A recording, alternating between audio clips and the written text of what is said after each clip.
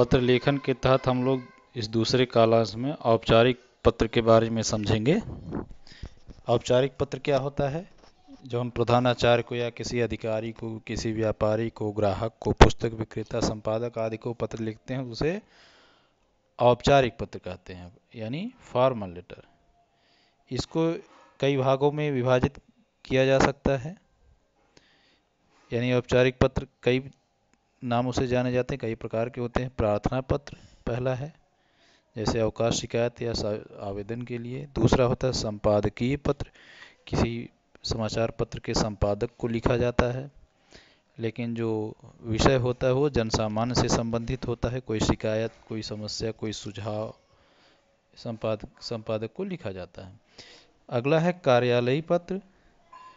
ये कार्यालय के संदर्भ में लिखे जाते हैं, जैसे एक देश की सरकार दूसरे देश की सरकार को या राज्य आपस में लिखते हैं।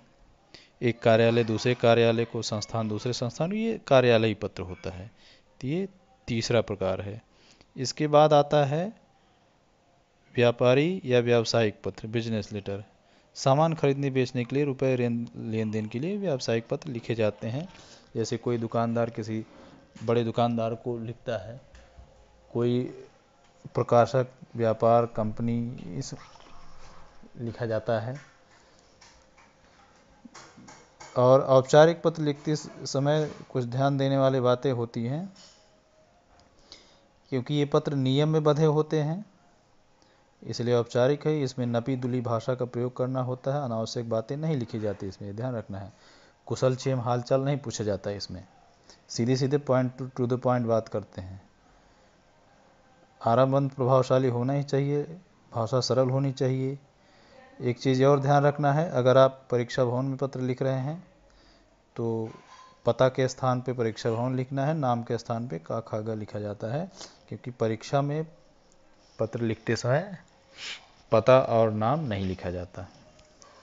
और हमेशा पत्र बाएं साइड से, कॉपी में बाएं साइड से लिखना चाहिए, बाएं साइड से सटा करके। दूसरी बात, अगली बात यानी सातवीं, कि कोशिश ये करनी चाहिए एक ही पेज में सारा पूरा पत्र हो जाए, यानी पत्र की शुरुआत एक नए पेज से करना ज़्यादा उचित होता है। इससे पत्र प्रभावशाली बनता है, नहीं तो अलग अलग पेज में बंट जाता है।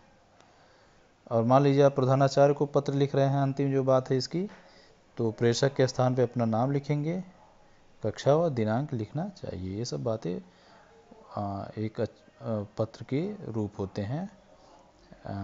औपचारिक पत्र लिखते समय ये ध्यान देने वाली बातें होती हैं। इसके बाद उसके अंग, औपचारिक पत्र लिख रहे हैं तो उसके 7 अंग हैं, यानी जिसको सबसे पहले जिसको हम लिख रहे हैं उसका नाम पता होगा, जिसके बारे में लिख रहे हैं उस विषय, एक वाक्य में छोटा सा विषय लिखते हैं। संबोधन महोदय, माननीय, ये लिखते हैं। फिर विषय वस्तु ध्यान रखना है, 2 अनुच्छेद में लिखते हैं। पहले अनुच्छेद में अपनी समस्या लिखते हैं, दूसरे अनुच्छेद यानी पैराग्राफ में समाधान लिखते हैं, यानी क्या चाहिए, क्या अपेक्षा हम रखते हैं, उसको लिख करके धन्यवाद करके काम बात खत्म करते हैं।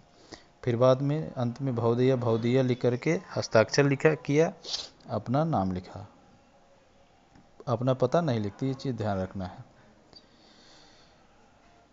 और फिर नीचे थोड़ा गैप करके जा करके अपना नाम तुरंत नहीं लिखते, एक लाइन छोड़ करके फिर अपना नाम जो भी लिखना है और दिनांक लिख सकते हैं। दिनांक के सिलसिले में ये बात होती है कि दिनांक के सबसे लास्ट में भी लिख सकते हैं या ऊपर विषय के ऊपर भी लिख सकते हैं, दोनों तरीके से दिनांक लिखा जाता है। औपचारिक पत्र का यहाँ प्रारूप है। प्रधानाचार्य को अगर पत्र लिखना है तो इस तरीके से प्रारूप दिया गया है, इसको आप लोग देख सकते हैं। अंत में आज्ञाकारी, यहाँ जैसे हमने दिनांक ऊपर दे दिया है और कक्षा के नीचे भी यहाँ दिनांक, इस जगह पर भी दिनांक लिखा जा सकता है। ये प्रशस्त अभिवादन समाप्ति है। प्रशस्त यानी श्रीमान श्रीयुत लिखते हैं। अभिवादन में, औपचारिक पत्रों में अभिवादन नहीं लिखा जाता, नमस्कार प्रणाम ये सब नहीं लिखा जाता। समाप्त में ऐसा कुछ जैसा भी पत्र है, आज्ञाकारी शिष्य, भवदीय, निवेदक, शुभचिंतक, प्रार्थी। और उसके बाद ये कुछ उदाहरण है। एक प्राचार्य को लिखा गया पत्र, उसका उदाहरण है, बुखार पर अवकाश स्वीकृत करने हो। और एक और उदाहरण है, अधिकारी को कि घर में चोरी हो गई, FIR दर्ज करवाना है। तो इस तरीके से हमारा पत्र लेखन समाप्त हो।